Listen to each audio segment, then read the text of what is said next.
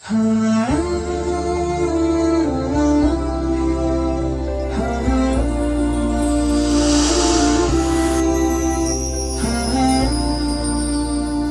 علیکم ورحمۃ اللہ وبرکاتہ۔ نماز دین کا اہم ترین رکن ہے، مگر دنیا کی گہمہ گہمی میں ہم نے نماز کو کما حقہ پڑھنا چھوڑ دیا۔ نماز کے سلسلے میں نبی کریم صلی اللہ علیہ وسلم سے بے شمار جہاں پر ثواب کی احادیث منقول ہے، وہیں پر نماز کو صحیح انداز میں اور صحیح طریقے سے نہ پڑھنے پر بڑی وعیدیں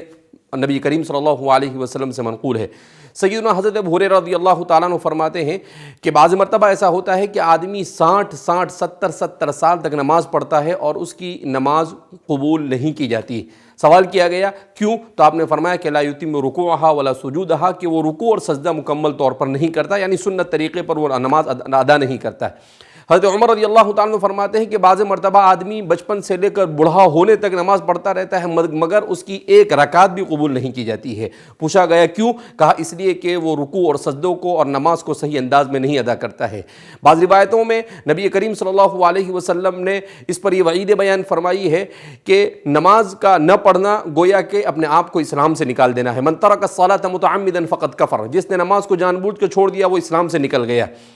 تو نبی کریم صلی اللہ علیہ وسلم نے یہ بھی فرمایا کہ صلو کما رأیتمونی اصلی، کہ تم نماز ایسے ہی پڑھو جیسا کہ مجھے نماز پڑھتے ہوئے دیکھو۔ تو نبی کریم صلی اللہ علیہ وسلم کے نماز کے طریقے کو حضرات صحابہ کرام رضوان اللہ تعالیٰ عنہم اجمعین دیکھتے تھے اور اسی کے مطابق نماز ادا کیا کرتے تھے۔ تو اس لیے ہم انہی احادیث کو سامنے رکھ کر یہ کوشش کرنے جا رہے ہیں کہ جیسے ہم نے اس سے پہلے نماز کے پروگرام کو تفصیل کے ساتھ بیان کیا تھا، اب اس وقت مختصر انداز میں ہم نماز کے طریقے کو بیان کرنے جا رہے ہیں تاکہ ہمارا ہر مسلمان نماز کو سنت طریقے کے مطابق ادا کرنے کا عادی بن جائے۔ جب ہم نماز سنت طریقے کے بعد ادا کرنے پر عادی ہو جائیں گے تو اللہ کا وعدہ ہے ان الصلاۃ تنہی عن الفحشاء والمنکر، کہ نماز بے حیائی سے اور برائیوں سے روکتی ہے۔ تو وہی نماز بے حیائی اور برائی سے روکتی ہے جس کو خشوع اور خضوع کے ساتھ پڑھا جاوے، جس کو سمجھ کر پڑھا جاوے، جس کو نبی کریم صلی اللہ علیہ وسلم کے بیان کردہ طریقے کے مطابق پڑھا جاوے۔ تو آئیے ہم جانتے ہیں کہ نماز کو سنت کے مطابق کیسے پڑھا جائے۔ سب سے پہلے جب ہم نماز شروع کریں گے تو ہمیں سب سے پہلے اپنی نماز کی تعیین کرنی ہوگی، یعنی نیت کرنی ہوگی کہ ہم کون سی نماز ادا کر رہے ہیں۔ ہم فرض نماز ادا کر رہے ہیں، سنت نماز ادا کر رہے ہیں، اور پھر اس کے بعد اس لیے کہ حدیث پاک میں آتا ہے انما الاعمال بالنیات، اعمال کا دار و مدار نیت پر ہے۔ تو آدمی کو سب سے پہلے وضو، اس کے بعد وضو کو اچھی طریقے سے وضو کرنا ہے، اور وضو کے بعد نیت کرنی ہے، اور نیت کے بعد نماز پڑھنی ہے۔ تو نماز کے لیے جب آدمی کھڑا ہو تو سب سے پہلے جب وہ کھڑا ہو تو اس کے پاؤں کی کیفیت کیسی ہو، وہ اپنی طبیعی حالت پر چھوڑ دے، نہ اسے بہت پھیلانے کی ضرورت ہے اور نہ اسے بالکل ملانے کی ضرورت ہے، بلکہ اسے طبیعی حالت پر چھوڑ دیا جاوے۔ اس کے بعد جب نماز ہم شروع کریں گے تو سب سے پہلے ہاتھ اٹھا کر ہم نماز کا آغاز کرتے ہیں۔ تو جب ہاتھ اٹھایا جاتا ہے تو عام طور پر ہمارے یہاں بعض حضرات اس طریقے سے ہاتھ اٹھا کر لیتے ہیں، بعض حضرات کان پکڑ کر کرتے ہیں، لیکن اس کا صحیح طریقہ یہ ہے کہ نماز کے لیے ہاتھ اٹھائے جائے، کہاں تک ہاتھ اٹھائے جائے؟ کانوں کی لو تک، وہاں پر لگانے کی ضرورت نہیں، اس کے محاذات میں، اور کوشش یہ کی جائے کہ دونوں ہاتھ قبلے کے رخ، اس کا رخ قبلے کی طرف ہو۔ اس طرح سے آپ اپنی نماز کو اور اپنی نگاہوں کو سجدے کی جگہ پر رکھیں تاکہ آپ کی نماز میں یکسوئی آ سکے۔ اس طرح سے آپ اپنی نماز کو شروع کریں گے۔ اپنے ہاتھوں کو اس طرح سے اپنے انگوٹھے اور اپنی یہ آخری انگلی سے حلقہ لگا کر اسے اس طرح سے آپ اس کو گویا کہ پکڑ لیں گے پہنچے کے پاس، اور پھر اس کے بعد اسے آپ یہاں پر رکھ دیں گے۔ پھر اس کے بعد جب اس میں دعا پڑھی جاتی ہے سبحانک اللہم وبحمدک وتبارک اسمک وتعالی جدک ولا الہ غیرک، جس آدمی نماز کا آغاز کر رہا ہے تو نماز کا اس کو معنی بھی معلوم ہونے چاہیے۔ جیسے اللہ اکبر کہا تو اس کے معنی اللہ سب سے بڑا ہے، اس لیے کہ انسان کے ذہن میں یہ ہے کہ بڑی چیز کی عبادت کی جاوے تو اللہ سب سے بڑا ہے، اللہ اکبر من کل شیء، یعنی دنیا میں کوئی چیز ظاہری معنوی ہر اعتبار سے اگر کوئی بڑی چیز ہو سکتی ہے، بڑی ہستی ہو سکتی ہے تو وہ صرف اللہ ہے۔ تو اس تصور کے ساتھ آدمی اللہ اکبر کہے۔ پھر اس کے بعد جب ثنا پڑھے تو اس وقت بھی آدمی پڑھے سبحانک اللہم، اے اللہ تیری ذات پاک ہے، وتبارک اسمک، تیرے اسما بڑے بابرکت ہیں، وتعالی جدک، اور تیری شان بڑی بلند اور بڑی عالی ہے، وَتَعَالَى جَدُّكَ وَلَا إِلَٰهَ غَيْرُكَ، اور تیرے علاوہ کوئی عبادت کے لائق نہیں ہے۔ تو گویا مکمل توحید کا درس دیا گیا ہے۔ جب نماز آدمی شروع کرے تو اس کے ذہن و دماغ کے اندر میں توحید کا تصور آنا چاہیے کہ ایک اللہ کے علاوہ کوئی عبادت کے لائق ہو سکتا نہیں ہے۔ اور پھر اس کے بعد وہ سورہ فاتحہ کو شروع کرے گا تو اس وقت بھی وہ کوشش کرے سورہ فاتحہ کو ہم لوگ اس کو سمجھنے کی کوشش کریں کہ اللہ اس صورت میں کیا کہنا چاہتے ہیں۔ پورے قرآن کا خلاصہ، پوری جتنی شریعتیں دنیا میں نازل ہوئی ان تمام شریعتوں کا خلاصہ اس صورت میں بیان کیا گیا ہے، مگر افسوس کہ ہم اس کو سمجھنے کی کوشش نہیں کرتے ہیں۔ انشاءاللہ ہم ایسا پروگرام پیش کرنے کی کوشش کریں گے جس میں نماز میں پڑھی جانے والی تمام صورتوں کو سمجھایا جائے گا۔ پھر اس کے بعد اس میں ضم صورت پڑھی جائے گی، یعنی جو بھی صورت آپ کے لیے سہولت کے ساتھ ہو اس صورت کو پڑھیں گے، اور پھر اس کے بعد آپ رکوع میں جائیں گے۔ تو رکوع میں جانے کا طریقہ یہ ہے کہ جیسے ہی آپ فارغ ہو گئے پھر اس کے بعد اللہ اکبر کہتے ہوئے اسی تصور کے ساتھ کہ اللہ سے بڑھ کر کوئی ہستی نہیں ہو سکتی ہے، آپ رکوع میں جائیں گے اور کوشش یہ کریں گے کہ آپ اپنا پورا وزن انگلیوں پر لے آئیں گے۔ تو اس سے ہوگا یہ کہ نبی کریم صلی اللہ علیہ وسلم نے سجدے کا طریقہ یہ بیان کیا ہے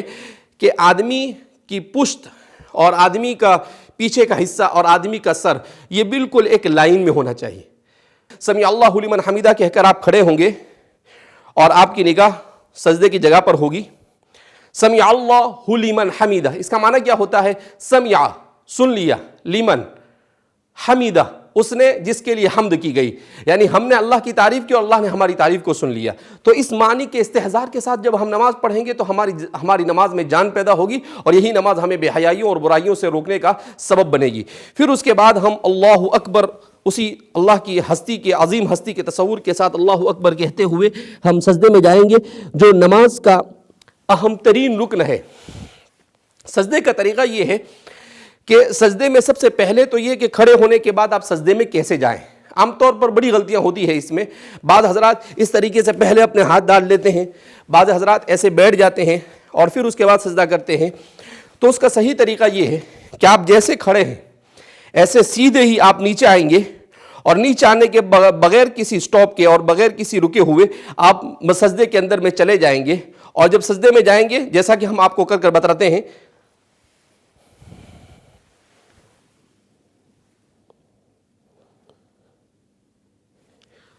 سجدے میں عام طور پر غلطیاں یہ ہوتی ہے کہ بعض حضرات اس طریقے سے اپنے ہاتھوں کو رکھتے ہیں، یہ نبی کریم صلی اللہ علیہ وسلم نے اسے مکروہ کہا ہے، یعنی یہ عمل پسند نہیں کیا گیا۔ اسی طریقے سے بعض حضرات اپنے ہاتھوں کو ایسا بچھا دیتے ہیں، تو اس عمل کو بھی پسند نہیں کیا گیا ہے۔ تو سجدہ کیسے کیا جاوے کہ اپنے دونوں کوہنیاں یہ آپ کے گھٹنوں سے دور ہونی چاہیے، اور آپ کے یہ جو حصہ ہے ہاتھ کا، یہ دونوں ہاتھ کا حصہ یہ زمین سے اٹھا ہوا ہونا چاہیے، اور آپ کی پیشانی اور آپ کی ناک یہ زمین پر ٹکی ہوئی ہونی چاہیے۔ اس طرح سے جب آپ سجدہ کریں گے تو یہ سنت کے مطابق سجدہ ہوگا۔ ام المؤمنین عائشہ صدیقہ رضی اللہ تعالیٰ عنہ فرماتی ہے کہ آپ جب سجدہ کرتے تھے تو اتنی جگہ ہوتی تھی کہ ایک بکری کا چھوٹا سا بچہ وہاں سے گزر سکتا ہے۔ تو اسی انداز میں ہم سجدہ کرنے کی کوشش کریں، تھوڑا سا ہم فاصلہ رکھیں گے اور اپنی پیشانی، اور اس کو اس لیے کہا جاتا ہے، فقہاء نے لکھا ہے کہ اگر ہماری ناک اور پیشانی دونوں میں سے کوئی ایک چیز اگر سجدے میں نہیں رہتی ہے اور ہمارے پاؤں بھی اٹھ جاتے ہیں تو اس صورت میں ہماری نماز فاسد ہو جاتی ہے، نماز صحیح ہو سکتی نہیں ہے۔ اس لیے حدیث میں آتا ہے کہ بندہ جب سجدے میں ہوتا ہے تو گویا کہ اس کا سر اللہ کی گود میں ہوتا ہے۔ سب سے زیادہ بندہ اللہ کے قریب اس وقت ہوتا ہے جب وہ سجدے میں ہوتا ہے۔ اسی لیے اگر آدمی عربی جانتا ہے تو اسے سجدے کے اندر میں دعائیں مانگنی چاہیے۔ بعض حضرات نے لکھا ہے کہ سجدے میں کی جانے والی دعا کو اللہ کبھی بھی رد نہیں کرتا ہے، اس لیے کہ جب بندہ بالکل اللہ کے قریب ہوتا ہے اور اللہ سے مانگتا ہے تو ظاہر سی بات ہے کہ اللہ رب العزت اس کو کیسے اپنے دربار سے خالی ہاتھ چھوڑ سکتے ہیں۔ تو سجدے میں، اور عام طور پر یہ ہے کہ ہم سبحان ربی الاعلیٰ پڑھتے ہیں، اس کا معنی بھی ہمیں سمجھنا چاہیے، پاک ہے وہ ذات جو بڑی بلند ہے۔ اللہ رب العزت کی پاکی کو بیان کیا جا رہا ہے، اور بھی سجدے کی بہت ساری دعائیں نبی کریم صلی اللہ علیہ وسلم سے منقول ہے۔ آپ صلی اللہ علیہ وسلم سے منقول ہے کہ آپ صلی اللہ علیہ وسلم سجدے میں پڑھا کرتے تھے، اللہم اغفر لی ذنبی کلہ دقہ و جلہ کبیرہ و صغیرہ علانیتہ و سرہ، کہ اللہ رب العزت میرے گناہوں کو معاف فرما دے، چاہے چھوٹا ہو چاہے بڑا ہو، چاہے کس طرح کا بھی گناہ ہو، میرے تمام گناہوں کو معاف فرما۔ اب ظاہر سی بات ہے، بندہ جب اللہ کے اتنے قریب ہوگا اور اللہ اگر اس کے گناہوں کو معاف کریں گے تو اس بندے کے لیے اس سے بڑی اور کیا سعادت ہو سکتی ہے۔ اور بھی بہت ساری دعائیں نبی نبی کریم صلی اللہ علیہ وسلم سے منقول ہے، جو انشاءاللہ آپ کو اسی پروگرام کے اندر میں آپ کو دعائیں بتائی جائے گی، اس کو لکھ کر ہم انشاءاللہ پیش کرنے کی کوشش کریں گے اس کے ترجمے کے ساتھ۔ اس کے بعد سجدے کے بعد جب بیٹھا جاتا ہے اس کو جلسہ کہا جاتا ہے، دو سجدوں کے درمیان جو بیٹھتے ہیں اسے جلسہ کہا جاتا ہے۔ جلسے میں جب بیٹھتے ہیں تو یہ وقت بھی اللہ کے بڑے تقرب کا وقت ہوتا ہے، اسی لیے نبی کریم صلی اللہ علیہ وسلم اس وقت میں ایک دعا سکھائی آپ صلی اللہ علیہ وسلم نے، اللہم اغفر لی وارحمنی وعافینی وہدینی وارزقنی وجبرنی۔ اس میں سب کچھ آ گیا، دنیا اور آخرت کی تمام بھلائیاں آ گئی،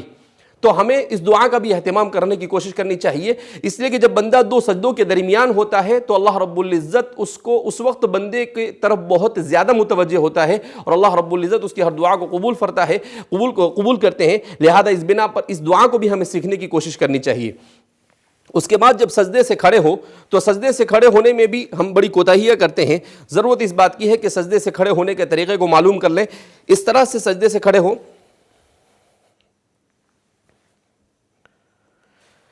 بہت سارے لوگ جب سجدے سے کھڑے ہوتے ہیں تو بعض مرتبہ ہاتھ سے سہارا لیتے ہیں۔ ٹھیک ہے، اگر آدمی بڑی عمر کا ہے، اسے کوئی تکلیف ہے، کوئی عذر ہے تو وہ کر سکتا ہے، لیکن جن کو کوئی عذر نہیں ہے انہیں تو سجدے سے سیدھا اسی طریقے سے کھڑے ہو جانا ہے۔ اسی لیے فرماتے ہیں کہ سنت طریقے کے مطابق اگر آدمی نماز پڑھتا ہے تو بے شمار ہڈی کی بیماریوں سے بھی اللہ اس کی حفاظت فرماتے ہیں، بے شمار خون کی بیماریوں سے بھی اللہ اس کی حفاظت فرماتے ہیں۔ آج کی سائنس نے ان تمام چیزوں کو تسلیم کیا ہے، تو دنیا آخرت کا ثواب تو ملنا ہی ہے، دنیا کی بھلائیاں اور سعادتیں بھی ملنی ہی ہیں، اور اسی کے ساتھ ساتھ اللہ رب العزت نماز کی اس برکت سے ہمیں صحت کی بھی بہت ساری نعمتوں سے اللہ رب العزت مالا مال کریں گے اگر ہم نے سنت طریقے کے مطابق نماز پڑھی۔ تو اس طرح سے جب سجدے سے کھڑے ہو تو بالکل سیدھے کھڑے ہو جاوے، اور پھر اس کے بعد جب ہم قاعدے میں بیٹھتے ہیں تو ہمیں اپنا ہاتھ بعض مرتبہ بعض لوگ یہاں پر رکھتے ہیں، بعض یہاں رکھتے ہیں، اسے اس کی حالت پر درمیان میں چھوڑ دیا جاوے، اور اس طرح سے کیا جاوے کہ اشہد ان لا الہ کے وقت انگلی کو اٹھائے۔ بعض مرتبہ ایسا ہوتا ہے کہ بعض لوگ بہت اوپر اٹھا لیتے ہیں، بعض لوگ بالکل کم اٹھاتے ہیں، تو اس کا صحیح طریقہ یہ ہے کہ اتنی اٹھائی جاوے کہ جتنا قبلے کی طرف اس کا رخ ہو سکے۔ قائد اخیرہ میں جب ہم بیٹھتے ہیں تو تحیات پڑھی جاتی ہے، درود شریف پڑھا جاتا ہے، اس کے بعد دعا پڑھی جاتی ہے۔ اس کے سلسلے میں احادیث میں آتا ہے کہ جو دعا اس وقت کی جاتی ہے اس کو بھی اللہ رب العزت قبول کرتے ہیں، لہذا آدمی کم سے کم ربنا آتنا فی الدنیا حسنہ وفی الآخرۃ حسنہ پڑھے، اور اپنا دنیا کا جو بھی مقصد ہے اس کا تصور بھی کرے، تو انشاءاللہ امید کی جاتی ہے کہ اللہ رب العزت اس تمام تمناؤں کو پورا فرمائیں گے۔ اس کے بعد جب سلام پھیرا جاتا ہے تو عام طور پر ہم کوتاہی کرتے ہیں کہ بعض حضرات اس طرح سے سلام پھیرتے ہیں، پوری دنیا کو دیکھتے رہتے ہیں۔ ضرورت اس بات کی ہے کہ سلام جب پھیرا جائے تو ہم اپنی نگاہوں کو اپنے کاندھوں پر رکھیں اور اس طریقے سے سلام پھیریں، السلام علیکم ورحمۃ اللہ۔ اس کا مطلب ہوتا ہے سلامتی ہو میرے ان تمام بھائیوں کی طرف جو میرے اس جانب ہے، اور ان فرشتوں کی طرف جو اس جانب ہے، السلام علیکم ورحمۃ اللہ۔ اس کا مطلب یہاں پر بھی تو اس طرح سے نماز کے وقت کوشش یہ ہونی چاہیے کہ آدمی نماز پڑھتے وقت اپنی نگاہوں کی بھی اچھی طرح سے حفاظت کرے، اپنی نگاہوں کو جہاں پر رکھنا ہے وہیں پر رکھے۔ دعا میں بھی یہ ہوتا ہے کہ ہمارے یہاں پر عام طور پر جب دعا کرتے ہیں تو دعا میں بعض حضرات اس طرح سے اپنے منہ کو چھپا دیتے ہیں، بعض حضرات دعا میں، لیکن اس کا صحیح طریقہ یہ ہے کہ اپنے ہاتھ کو سینے کے سامنے رکھا جاوے اور اس طرح سے کھلا رکھا جاوے اور اللہ رب العزت سے مانگا جاوے، اور نماز کے بعد جو دعا کی جاتی ہے اللہ رب العزت ان دعاؤں کو قبول کرتے ہیں۔ نماز کے بعد بہت سارے اذکار ہیں، تسبیحات کا پڑھنا، جس کی بھی بڑی فضیلتیں وارد ہوئی ہے۔ بہرحال ہم نے یہ کوشش کی ہے کہ مختصر وقت میں نماز کے جامع طریقے کو آپ حضرات کے سامنے بیان کیا جاوے۔ امید کی جاتی ہے کہ آپ حضرات اس کی طرف توجہ دیں گے اور رمضان مبارک کے اس مقدس مہینے میں اسی انداز میں نماز کو پڑھنے کی کوشش کریں گے۔ اگر آپ کو اس سلسلے میں کوئی سوال بھی کرنا ہو تو آپ سوال کر سکتے ہیں، انشاءاللہ آپ کو سنت کے مطابق نماز پڑھنے کے سلسلے میں جتنا بھی تعاون ہو سکتا ہے ہم انشاءاللہ کرنے کے لیے تیار ہیں۔ اللہ رب العزت ہمیں نبی کریم صلی اللہ علیہ وسلم کی سنت کے مطابق نماز کا اہتمام کرنے کی اور نماز پڑھنے کی توفیق مرحمت فرمائے، اور دنیا اور آخرت کی سعادتوں سے ہم سب کو اللہ بہرور فرمائے۔ والسلام علیکم ورحمۃ اللہ وبرکاتہ۔